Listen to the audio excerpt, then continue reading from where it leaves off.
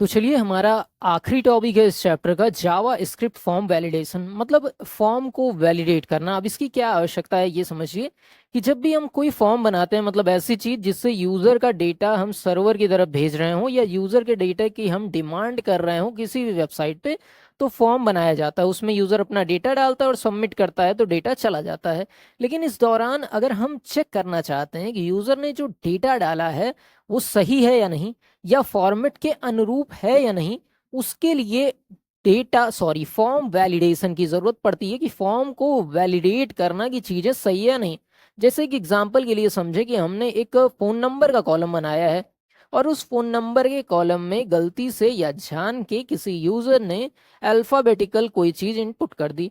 तो ये चीज हमें चेक करना, अगर हम चाहते हैं कि यूजर ने जो डेटा इनपुट किया है वो सही है या नहीं, और गलत है तो यूजर को मैसेज चला जाए कि भाई साहब डेटा आपने गलत इनपुट किया है, प्लीज सही डेटा इंसर्ट करिए, और उसके बाद ही फॉर्म सबमिट हो। इन सारी चीजों के लिए फॉर्म वैलिडेशन की जरूरत पड़ती है।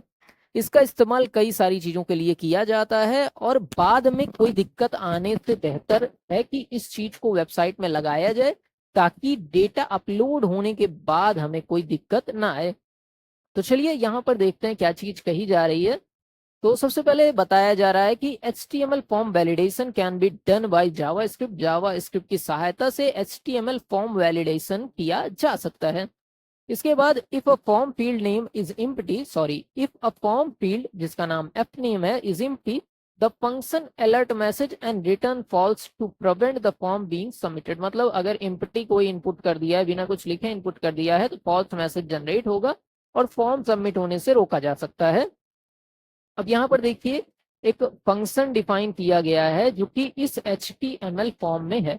ठीक है, इस HTML फॉर्म में इस फंक्शन को कॉल किया गया है। किस तरीके से यहाँ पर बात की गई है आइए देखते हैं। तो एक फॉर्म लिया गया है जिसका नेम माई फॉर्म रखा गया है और एक्शन आपका जो है एक्शन पेज डॉट PHP, ये ना भी समझ में आए तो इसको स्किप कर सकते हैं। On submit return validate form method post. अब इसमें इनपुट में देखिए टाइप लिया गया टेक्स्ट और नेम एफ नेम लिया गया है।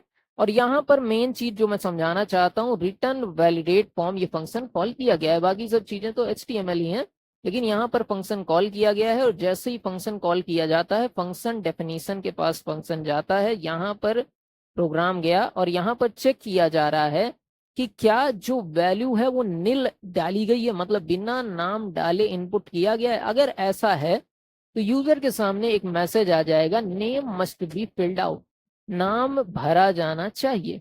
और आपका ये मैसेज पॉपअप होगा और जो आप फॉर्म सबमिट कर रहे हैं वो सबमिट नहीं होगा। यही काम फॉर्म वैलिडेशन का है। लेकिन क्या ये सब कुछ करना जरूरी है? नहीं, इसे ऑटोमेटिक भी किया जा सकता है। आप अगर यहीं पे एफ नेम रिक्वायर्ड लिख देंगे तो इसका सेंस होता है कि ये भरना जरूरी ही जरूरी है। इस स्पेस को ब्लैंक नहीं छोड़ा जा सकता, इस फील्ड को ब्लैंक नहीं छोड़ा जा सकता।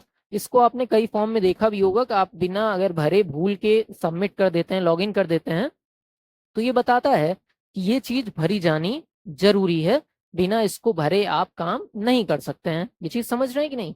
ठीक है, तो ये रिक्वायर्ड है। लेकिन इसमें एक दिक्कत भी है। क्या दिक्कत है? कि मान लीजिए आपने डेटा को भरा लेकिन गलत भर दिया। मान लीजिए नाम पूछा गया था और उसमें आपने फोन नंबर भर दिया। तो ये चीज सिर्फ चेक करती है कि वो चीज ब्लैंक है या नहीं। अगर ब्लैंक नहीं होगी तो वो चीज ऑटो फिल होकर चली जाएगी आगे। ऑटो फिल, सॉरी मैंने वर्ड यूज किया वो गलत है। फिर से एक बार समझिए कि आपका ये जो नाम वाला कॉलम था उसमें आपने फोन नंबर रख दिया और इस रिक्वायर्ड ने जब चेक किया तो इसमें कुछ ना कुछ डेटा भरा हुआ है। बस इसके लिए इतना ही काफी है कि कुछ ना कुछ डेटा भरा हुआ हो तो ये चीजों को सबमिट कर देगा। जरूरी नहीं है कि वो अल्फाबेट हो, जरूरी नहीं है कि वो नंबर हो, कुछ ना कुछ डेटा इसको चाहिए। तो रिक्वायर्ड वाली चीज यहाँ पर थोड़ा सा गड़बड़ कर देती है। इससे बचने के लिए आगे की तरफ देखिए, इस तरीके का हम इस्तेमाल कर सकते हैं। एक फंक्शन बना सकते हैं जिसमें हम क्या कर सकते हैं, चेक कर सकते हैं एक्स की वैल्यू बड़ी है या बराबर है 1 के, छोटी है या बराबर है 10 के। और यहाँ पर एंड ऑपरेटर लगा दिया, मतलब दोनों कंडीशन सही होनी चाहिए। जो एक्स की वैल्यू होगी वो 1 से बड़ी या बराबर होनी चाहिए और 10 से छोटी या बराबर होनी चाहिए। अगर 1 से 10 के अलावा या इसके बीच में रही वैल्यू के अलावा कोई वैल्यू आती है तो यहाँ पर फॉल्स हो जाएगा, इनपुट नॉट वैलिड आपके सामने आ जाएगा। इस तरीके से भी फंक्शन बनाकर हम डेटा को वैलिडेट करा सकते हैं। अब आगे बात की गई है डेटा वैलिडेशन की, तो क्या लिखा है देखते हैं।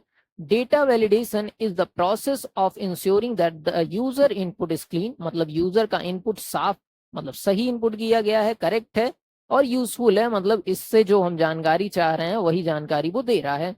Validation can be defined by many methods and deployed in many different way. Validation कई मेथड से डिफाइन किया जा सकता है और कई तरीके से डिप्लॉय भी किया जा सकता है। दो तरीके से वैलिडेशन आप कर सकते हैं, सर्वर साइड वैलिडेशन और क्लाइंट साइड वैलिडेशन। अब इसको सुने होंगे तो हमने सर्वर साइड स्क्रिप्टिंग और क्लाइंट साइड स्क्रिप्टिंग भी पढ़ी थी। सर्वर साइड स्क्रिप्टिंग क्या होती थी कि जहां पर चीजें सर्वर पे चल रही हैं, जैसे ये वैलिडेशन आप सर्वर साइड करेंगे तो डेटा सर्वर पे जाएगा, वहां पे वैलिडेट होगा और अगर सही होगा तो ठीक, नहीं तो ये गलत होकर वापस आ जाएगा। ये काम हमारा सर्वर साइड स्क्रिप्टिंग पे होगा। वहीं पे अगर क्लाइंट साइड वैलिडेशन हम लेते हैं तो क्या चीज होगी। क्लाइंट साइड वैलिडेशन काफी आसान पड़ता है कि ये क्लाइंट के ही ब्राउजर पे चेक कर लेगा कि डेटा सही है या नहीं। अगर डेटा गलत पाया जाता है या डेटा में कोई कमी पाई जाती है तो ये चीज आपके क्लाइंट कंप्यूटर पे ही डिनाई हो जाएगी, डेटा सर्वर पे भेजा ही नहीं जाएगा। तो क्लाइंट साइड वैलिडेशन काफी मायने में सही है जब आप सर्वर पे लोड ना देना चाहते हो। तो ये हमारी डेटा वैलिडेशन के बारे में कुछ जानकारी थी, उम्मीद है आपको पसंद आया होगा। बाकी नोट्स डिस्क्रिप्शन में मिल जाएगी, कोई डाउट हो कमेंट में पूछिए। मिलते हैं अगले लेक्चर में, तब तक के लिए नमस्कार, जय हिंद।